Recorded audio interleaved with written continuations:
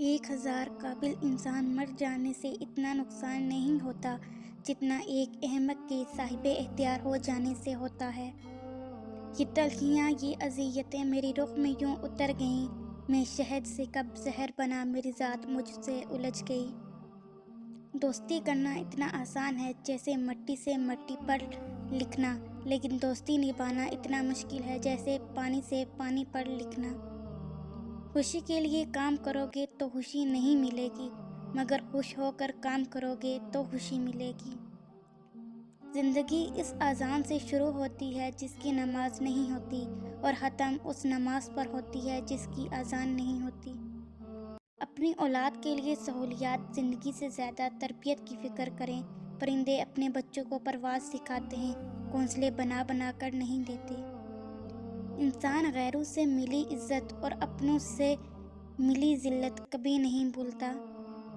مخلص دوست کے اندر اتنا پیار چھپا ہوتا ہے جیسے بیج کے اندر درخت۔ لوگ بیٹی سے کہتے ہیں کہ گھر کی عزت خراب مت کرنا، بیٹے سے کیوں نہیں کہتے کسی کے گھر کی عزت برباد مت کرنا؟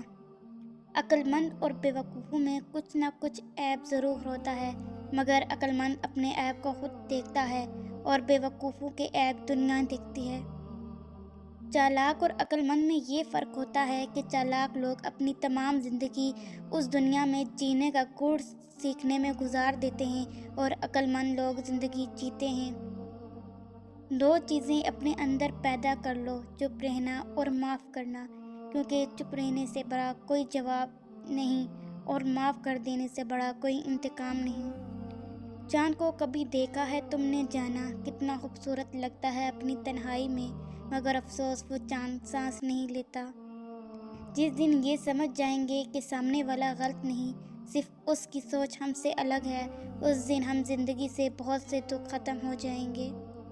کبھی کبھار ہمیں خاموش رہنا پڑتا ہے، اس لیے نہیں کہ ہم ڈرتے ہیں، بلکہ اس لیے کہ ہمیں رشتے بحث سے زیادہ پیارے ہوتے ہیں۔